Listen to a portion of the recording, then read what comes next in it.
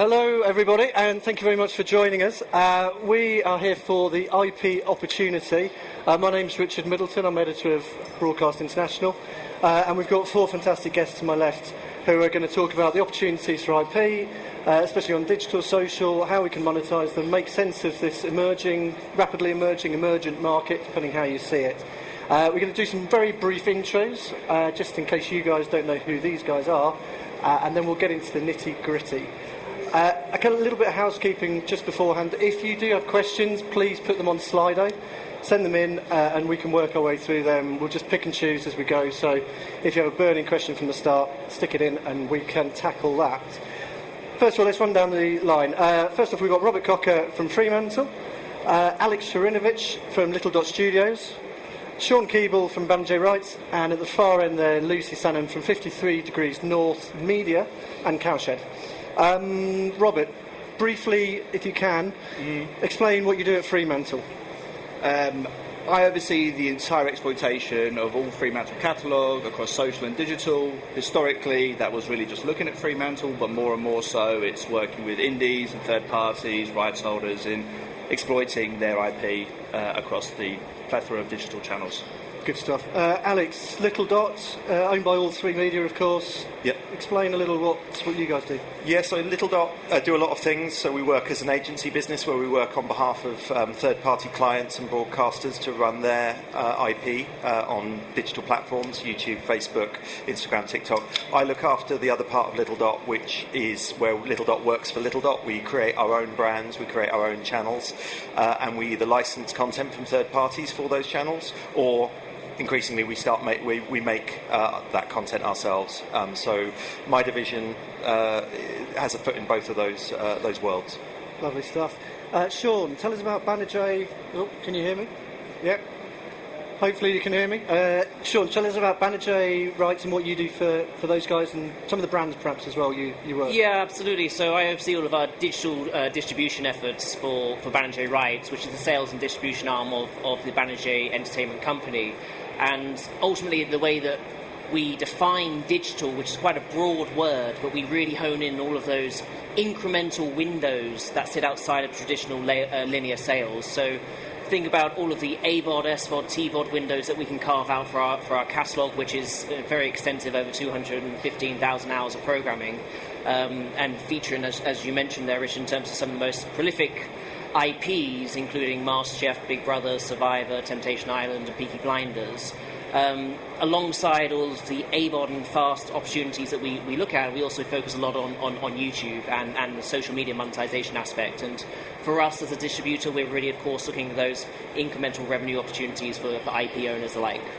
Excellent stuff. And Luci, talk to us about what you do for 53 Degrees North, but also for Cowshed, because these three chaps to your right have got big catalogues to play with. You're doing something slightly different and still making lots of money for rights holders as well, we hope.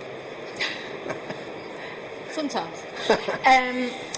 So I am, broadly speaking, a consultant that helps producers, brands, media owners, publishers make money from rights and figure out commercial solutions to existing catalogue, make sure that I think which is quite relevant possibly for this audience, make sure that you're making as much money as possible from your digital rights and ensuring you're squeezing everything you can out of that, and look at how to put the ever increasingly complicated but exciting ecosystem when it comes to rights, putting those solutions together and plans in place. And same with my Cowshed hat on, it's about how do you get things funded and how do you maximise opportunities off the back of it.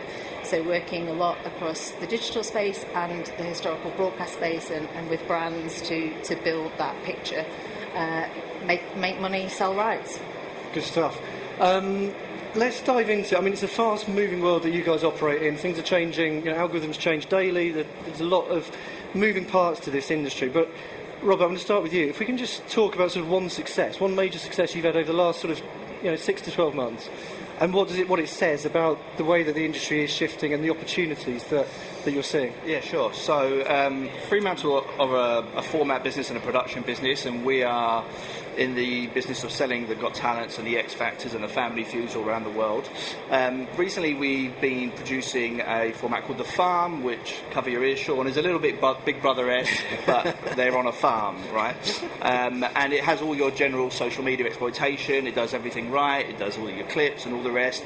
But what our broadcasters now do is they utilise YouTube's live streaming to watch the celebrities 24/7, inside, outside, throughout the... So very much like what Channel 4 was doing with Big Brother back in the day with the red button. You could kind of tune in and watch Big Brother whenever you like. The streams of The Farm are now available for anyone to watch, and they do incredibly well. You kind of see the celebrities outside of what they would be usually doing.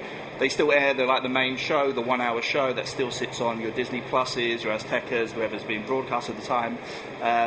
But the YouTube live stream is available 24/7. I just wanted to maybe just touch on one other quite interesting thing we're doing. When I think a lot of people look at their archive and their rights.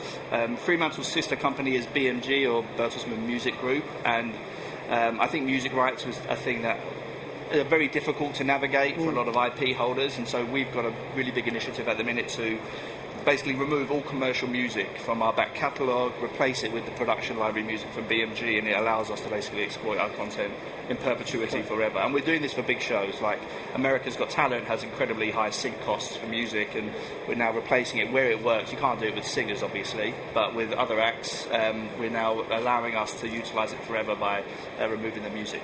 Good stuff. Yeah, really interesting stuff. And I mean, some of the stuff that's interesting is happening in the UK. There's increasingly a lot of stuff that's happening outside as well. And you guys are all working for international companies. We're seeing lots or less exclusivity. There's lots more sort of opportunity for multi-windows. Shaun, I'll come to you next. Let's mix it up a little bit. Your sort of, what one big thing have you done this year that's really sort of reflected the success of the opportunity here? I think if we stay on YouTube as a platform, and the industry is certainly almost waking up to the scale of the opportunity on the production and distribution side of a platform like YouTube. I think for a lot of our efforts and also our counterparts' efforts here, we've been publishing to the platform for around 10, 12, 15 years, and really been leaning in as a global distributor on the platform. And I think one of the key things that you've learned, especially over the last 12 months, is how competitive the market is on the platform, and realistically, continuing to be an algorithm, how are you trying to stand out? And I think some of the key things that we've taken away in our own efforts on having such a vast catalogue, it allowed us to take a step back and think, okay, well, we're not just going to throw the entire catalogue up to the platform and just forget about it. Our approach has actually instead been, okay, we have the infrastructure, we have the resource, we have the teams, and we have the demand in terms of our channels. The audience that we're trying to build does want more content. So our ability to scale our publishing is really where we've been focusing. And it's fair to reflect that, in terms of our channels, there's hundreds, if not thousands of channels within our ecosystem, and we've tried to really, increase publishing, say, by 3 times the amount that we were doing this time last year, and it's really paid off, because we really believe that we know the content and we know the audience is enjoying the content. How do we lean in more? And that's certainly been a key focus across most of our notable channels. Really interesting. And yeah, I mean, we're going to take some of those learnings. We're going to dive into that a little bit more later, because I'm sure for you guys, you might have 1 or 2, or a couple of 100 hours, maybe 10 hours of content that you're looking to monetise, and we're going to find out how you can do it without those thousands of hours. Luci, you're doing something similar. I mean, you don't have such big catalogues to rely on, but you're sort of making waves across different verticals. Tell us one success story, if you can, from your work. Her recent success story that I can draw upon is a Cowshed channel that we set up recently in partnership with a production company distributor, Propagate. We decided that we would focus on survival content. We set up a channel called Survive Plus, and we've populated it with back catalogue, which has now enabled us to start looking at originals and bringing in brand partners. So in a relatively short period of time, I mean, we were launching the channel around MIPCOM, so October last year, and now we're on. I mean, it's doing very well. So that, in terms of optimising back catalogue, original, and bringing in originals and starting to build revenue streams in different ways, I'd say that's a good case study. Yeah, it's really fascinating. It moves so quickly, doesn't it? Especially compared to sort of the slightly more glacial pace of broadcast and streaming. You can really make waves quickly sometimes. Within YouTube. Sometimes, yeah, we should say that. Alex, for Little Dot, I mean, you guys have been doing this for a long time as well. Where's the landscape sort of shifted over the last 6 to 12 months, and sort of where have you found the most success? Yeah, well, like Shaun said, this is an incredibly competitive time to be on YouTube. For the last 10, 15 years, we've been on it, and the messages tend to be, persuading people to give us their content, to put it onto YouTube. There's an opportunity there. It's not somewhere that you should that things go to die. It should be a place that you kind of prioritise. That narrative has shifted in the last few years, and obviously that's hugely positive, but it does come with some consequences, which means there's a lot more content competing for not really that many more eyeballs. I mean, numbers are going up, and they're going up in interesting places like connected televisions, which are valuable places for people to be watching. But it has changed the kind of sort of the dynamic, and I think it's fair to say that maybe 2 years ago we recognised that we were still, if we kept on doing things the same way that we had been doing them for the last 10 years, we were probably going to be managing a sort of a flatlining, possibly even declining business.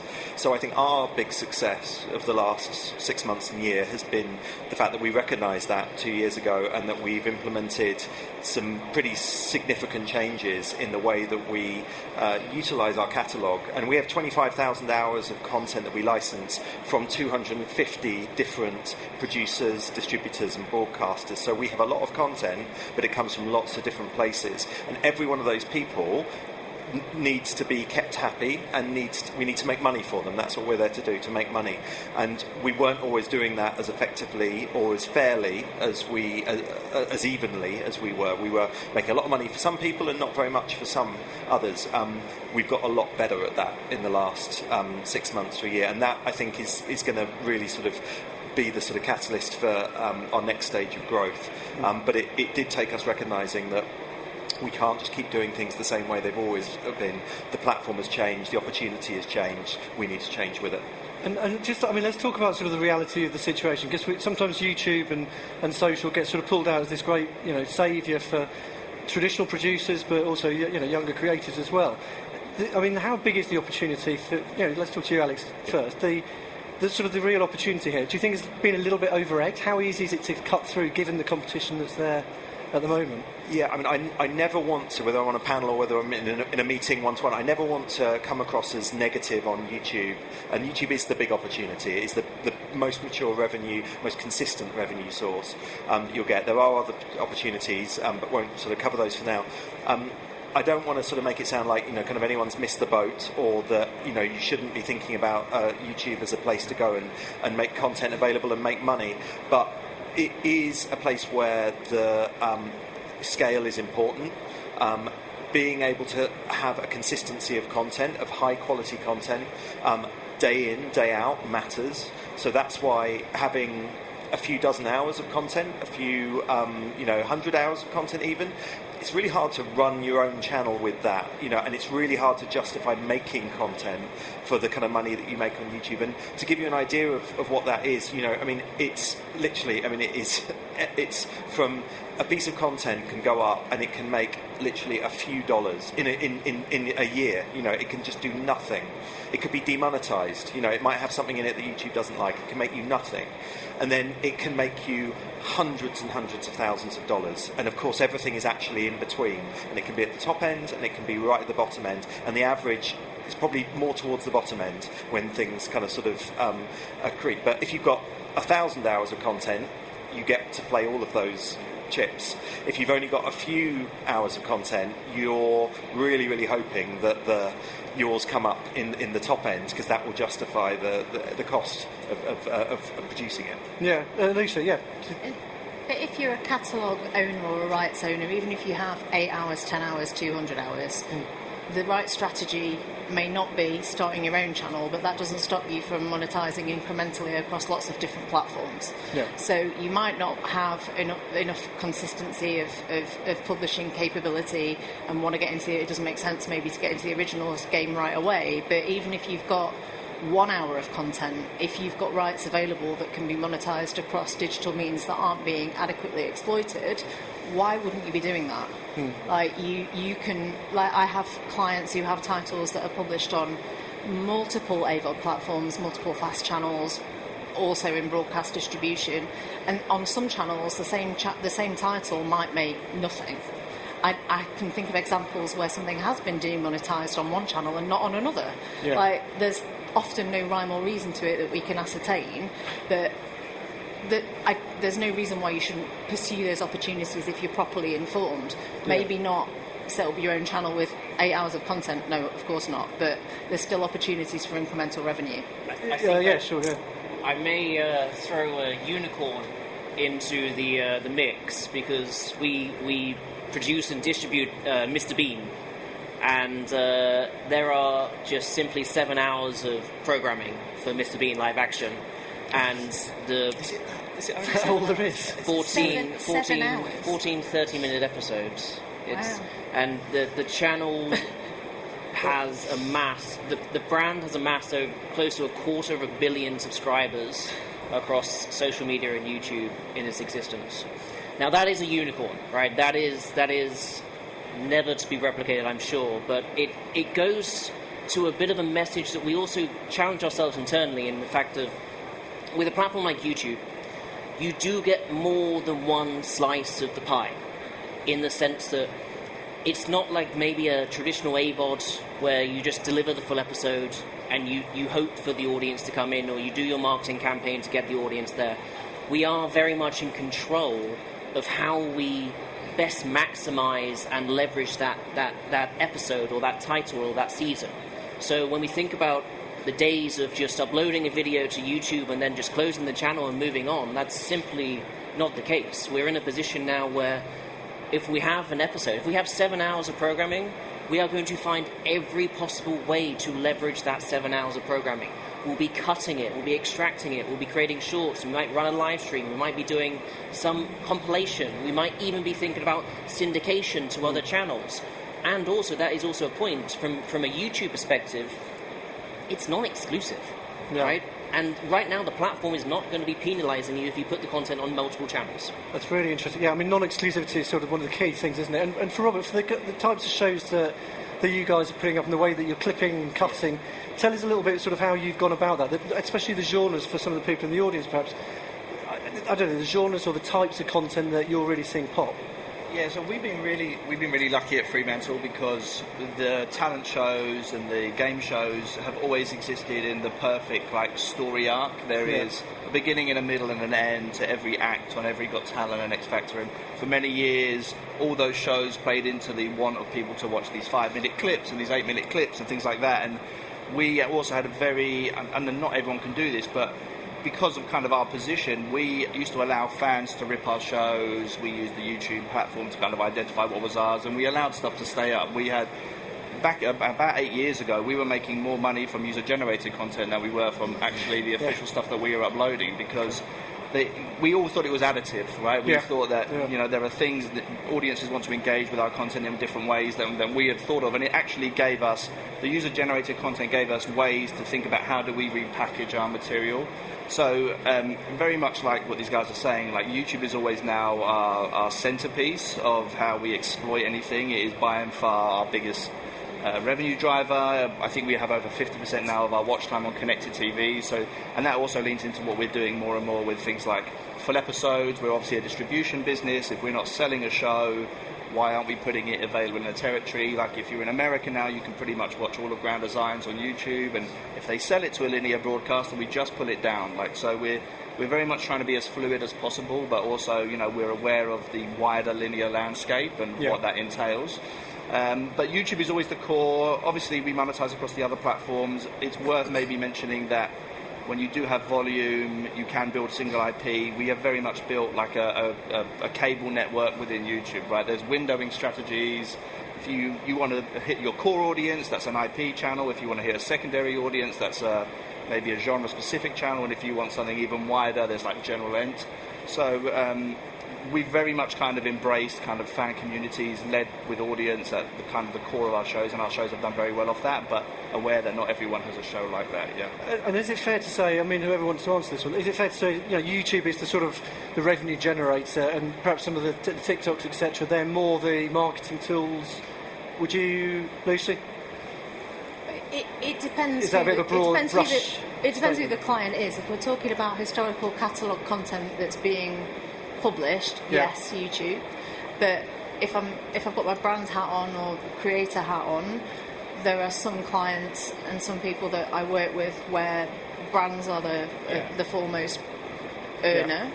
And I think with if you're talking about existing catalogue content and building, if you're in a position to have your own like standalone IP channel, that's when the revenue gets interesting. Like AdSense isn't that. I mean, yes, it can be, and it can wash its face, but it's an ecosystem whereby you want to get to the point where you can stack revenues and think about the bigger gains. Yeah, completely. You mentioned sort of brands and talent as well. I think we should talk about talent. We're rapidly running out of time already, so if you guys do have questions, do put them on Slido, and we'll rattle through a few. But I just wanted to talk about the sort of the talent aspect, and then we'll get on to the brands as well, which is sort of interconnected to some extent. I mean, you've done a really interesting deal recently, Shaun, at Banijay, where you've taken a Netflix show, put it onto YouTube. Tell us how that deal sort of came about and what it says about the landscape that we're working in at the moment. Yeah, absolutely. And we pride ourselves in the catalogue monetization that we do for IP owners and alike, but we also have a very large focus on talent and managing talent, social media channels, YouTube channels, for the benefit of on-platform monetization, but then also supporting their initiatives, as we just mentioned there, off-platform too. So, here in the UK, we focus a lot on our comedic talent. So we work with very large comedians like Jimmy Carr or Sarah Millican, Joe Lycett, and we really found benefit with working with these talent to help not only monetize their catalogs, but then of course produce digital content specific for their channels. And a comedian like Jimmy Carr, who works a considerable amount of tour dates every single year, we put a videographer on the road with him, and we are producing content very specific to his crowd work. So we're really leaning into the data in terms of what is working on a platform like YouTube, and comedy certainly fits that bill. But we've also lent ourselves into being the IP distributor of MasterChef. We know that cooking content and food and culinary content works very, very well on YouTube. So we started to then lean in more into our culinary TV chef opportunities. So we worked, as of last year, with Mary Berry. So she launched her YouTube channel, and if you saw the BAFTAs on Sunday, Mary gave a shout out because she's so proud of it, and we generated 110,000 subscribers within 6 months just for Mary. So we're really, really proud of everything that's happened. And then that took us into a journey where we've taken all the learnings that we found with our UK content at talent, and we thought, okay, how do we try and leverage this then in the US? Because when we think about best domestic opportunities, the biggest revenue generating market is, for these sort of platforms, the US. So we worked alongside our production entity, Banijay Americas, and started talking to Phil Rosenthal, who is the star of Somebody Feeds Phil, and also from Netflix. And we sat with Phil, and Phil gave us a brief. He said, I actually want to take my content into the AVOD space. I want to be able to offer it for free to my fans. He wanted to build out his fandom. He wanted to be able to take a Netflix show and launch it once more on YouTube. Yeah. And this is the journey that we're on now. We're working very hand in glove with Phil. We're working with his team. We're planning out, okay, Phil has a channel with close to 50,000 YouTube subscribers.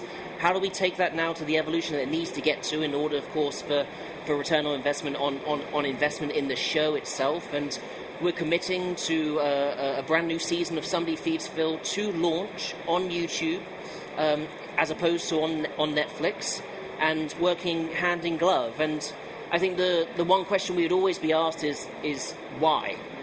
And I think there's an element from Phil's side to, again, really own that direct-to-consumer and that fan engagement, and that appeal for him is really exciting.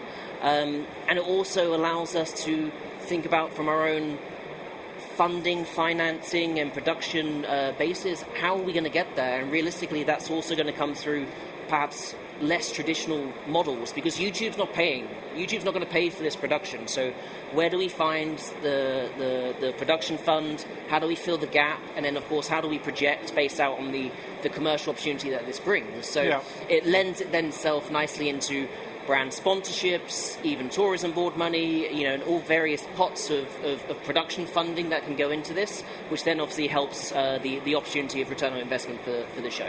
It's really interesting, and it feels like, there's certainly a world in which even Netflix is happy to have its content elsewhere. This exclusivity thing has disappeared. Luci, I wanted to segue a little bit onto brands, but it's a similar sort of story, I think. You guys have worked you've worked with Cowshed on sort of YouTube stars going to Netflix, so the opposite direction. But you also work with brands and helping brands to sort of get out there. What's the opportunity for brands, and what's the opportunity for people in the audience who might have, brands or talent relationships to get them onto social and YouTube and then onto streamers and maybe broadcasters? The brand entertainment space in the IP, thinking broadly in the IP space, is really, there's a huge amount of opportunity, and there's been a huge amount of shift in the last 5-10 years where brands want to reach audiences through entertainment, and a lot more of that happens through the digital sphere than happens through linear. And the number of AFPs that I might, traditional linear AFPs I might work on in a year is like maybe 1 or 2, whereas digital projects, there's loads of them, because a lot more spend's happening there, and there's a lot more going on. And brands are increasingly seeing the value in IP and starting to understand what IP is, which is sort of a double-edged sword, because they start to realise that they are investing in something which actually has value, whereas before they maybe didn't realise that, and you could just run away into the sunset with it. And now they realise that it does have value, but at the same time they're understanding the part they play in that picture and why it's important. And similarly for creators, because increasingly creators are seeing that what they have is, not only do they have IP, but they also have media and they have an audience, and realising the value of that. So brands are going to creators because they can reach an audience effectively, and then out of that relationship comes IP. So in terms, if you are an audience and all the things that brands and creators want to reach, but if you are a producer in the digital space or in this more legacy broadcast space, I think that does present an opportunity, because premium program making, quality program making is needed in has its place within that sphere. But I think there are challenges along the way, commercial challenges, budgetary challenges, ways of working challenges that are different ways of working, different languages, where those worlds are colliding and coming together, and that's really interesting, but it's difficult to navigate, and some people, it works for some and it doesn't work for others, but I think it is an opportunity, but it's part of a big piece of pie. Yeah, completely. I think we've got about 5 minutes left, so I wanted to get through a couple of quick questions, and then, as I say, if you've got anything that your burning desire to know from these panellists, do give me a shout. It feels like the world of dubbing and monetisation of content around the world is changing. I think we're getting rained on, so it's a little bit tricky to hear up here, so forgive us. But the effect of sort of dubbing and how that might impact people who've got IP and selling that IP to people globally. Alex, for you, obviously you're selling your shows and putting your shows onto channels that do go globally. Are we seeing sort of pockets of the world sort of opening up to English language shows, or to countries do they want local language product? Yes, so I think there's always been so our focus has been almost exclusively English language content, and so up until now it's not been necessarily an opportunity that we've been able to unlock. what I think has changed in the last few years is the cost point for AI dubbing or for sort of machine-assisted dubbing has really come down, and that's unlocked a lot of the catalogue. What I think it's important to understand is that not all viewing is equal. We've all talked about the US market. The US market is head and shoulders above any other sort of market of scale. I mean, if you can get a big audience in Norway, go for it, because the CPMs there are out of this world. But They don't need a dub. No, they don't need a dub. That's the thing. They all speak English. But there is an opportunity to unlock some really significant audiences. Obvious, Spanish, Portuguese, but also you've obviously got India's a huge opportunity, but lots of different languages there, and also CPM still not quite where they probably need to be. So it's I think an important one for the future. Open up new markets, open up new audiences, and you can definitely make money from it. But I think you have to do it in a really cost-effective way, and I think that's where some of these AI solutions have really helped. YouTube itself now has its own dubbing tool. It's not quite as good as what I think they would like it to be. It's still kind of sort of like work in progress, but I mean, compared to 2 years ago, it's incredible. Yeah. So yeah, there is an opportunity there. There's also opportunity for local language content that is kind of not being dubbed, but it's just for those audiences, and I think that's a big part of it as well. Good stuff. We've got a couple of questions. Robert, I'm going to throw this one to you. How much appetite are you seeing from broadcasters and streamers for creator-led formats? Well, I'm not really on the production. Well, not on the production side. I mean, look, we have obviously KSI has been part of BGT now for nearly 2 years. Yeah. ITV took a big swing at that. I think they're fairly happy with the results. I think there's some other shows that we have in the works with Francis Bourgeois. Obviously, he's the train guy for TikTok. So there is obviously a very classic one for broadcasters to bring the YouTube audience over to linear broadcast, and I think there is a lot of production happening at the minute. And George Clark was on Strictly Come Dancing, which did very well, obviously. Yeah.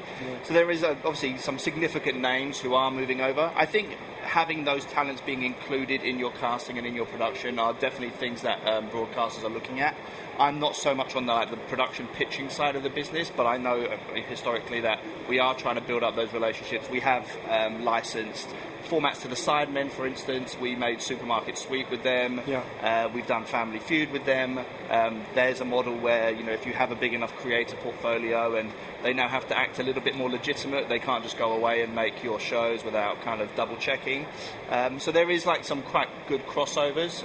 It is definitely something that Fremantle are always kind of keeping in mind, especially with new productions, yes. Good stuff. I mean, Luci, obviously Cowshed took the Sidemen and Inside from YouTube to Netflix, so that opportunity is there. Yeah. Obviously, it helps to have the Sidemen on board. Yeah. But I mean, are the projects in the works? Absolutely. There's endless opportunities, I think. Speak to these guys, because sorry. But what I think is it's about the audience and their retention and the ability to engage and retain the audience. And if you are a creator, you often don't need the broadcaster. So it's not. I think if you're looking to work within the creator space and with creators, they probably have sometimes as much power to reach the audience already on their own channels as partnering with a broadcaster, and it just creates more opportunity. But from a broadcaster perspective, my colleagues at Cowshed are making multiple shows at any one time, whether it's with creators, whether that's for broadcast partners, for brands, or for the creators' own channels, and I don't see that changing anytime soon. Yeah.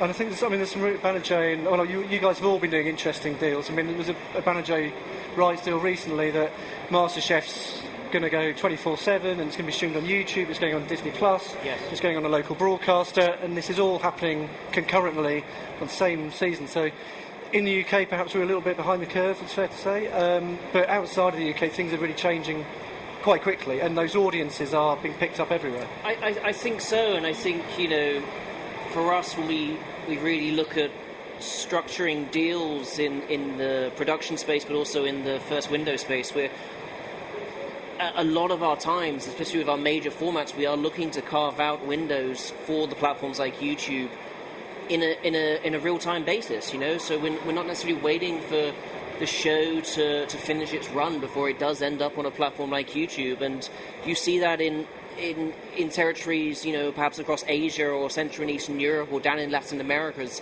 you mentioned there for MasterChef 24/7. It's the windowing is becoming, it's still structured, of course, but there is certainly great opportunity and appeal to licensees to have the ability to have that multi-window distribution. And it's something, for example, in the Philippines that we've been doing with Big Brother for many, many years, where Big Brother may have 4 concurrent homes through one structured deal, whereby absolutely viewers can watch that show whilst on air, and the show stays on air for about 6 months. It can be watched on all various means and platforms. Good stuff. I'm being told to stop. I'm going to squeeze one more question in. A producer has a fact. This one's for you, probably, Lucy. I think a producer has a fact-ent format that has YouTube success with £50,000 investment. Which platform would you invest that development money into? Digital episodes or streamer development? What? So a producer... I've got 50 grand to spend. You've got 50 grand, basically. What do? Do you invest it in development money into digital episodes, or put it into development for a streamer? It's all part of the same thing. Okay, so you... I would look at what it is, and your plan would be multifaceted. It's not one or another. Okay, fair enough. And very, very quickly, we're going to do one rule that any indies should try to abide by in terms of sort of monetising their IP to the best possible way. You look like you were greasing yourself. But also, why are you spending 50 grand on development? You could make an entire series for YouTube for that. So, yeah. More than. Okay.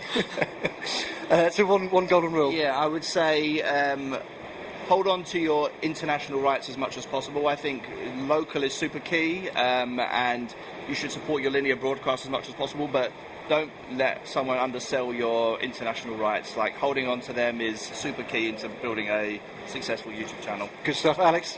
That is 100% true, so I would associate with those comments. If you are developing an original IP idea for YouTube, don't look at the big genres because they're really competitive. Look for small niches where there is real dedicated fandom. That's where you have an opportunity to really cut through, and you don't need to have millions of views if you've got a really specific, loyal audience that is interested in what you're doing. You can have much lower viewing, it can monetize a lot better, and it can open up more revenue opportunities. Good stuff. Shaun? Please just lean in. It's a full-time job, this, managing channels, uploading content, monetizing content. There are genuinely agencies, companies all across the globe who have got very passionate channel managers and editors who are doing this day in and day out. For you to really see success, you are going to need to have that ambition to want to go on that journey, and you're going to test, you're going to learn, and you're going to have a lot of fun doing it, but also at the same time, you're going to have to be quick to adapt, and that's certainly the way that we're at. Good stuff. Lucy, last word to you. Your one piece of golden advice. Don't just whack your stuff on YouTube and think that it's going to make money and be one of those people that tell me that YouTube doesn't make any money. Like, it's got to have a strategy, you've got to have some thinking behind it, and also, if you're a rights holder, know what you've got. A rights audit isn't just a list of programmes. It's knowing where every right is, when it comes back to you, what your digital availability is, and then having a plan. And you know that, and then that's the basis of your plan. Good stuff. I'm sure these guys, if you guys have got questions, they're a goldmine of information, so please do come up after and speak to them. We are fully out of time. Please put your hands together for Lucy, Shaun, Alex, and Rob. Thanks, guys.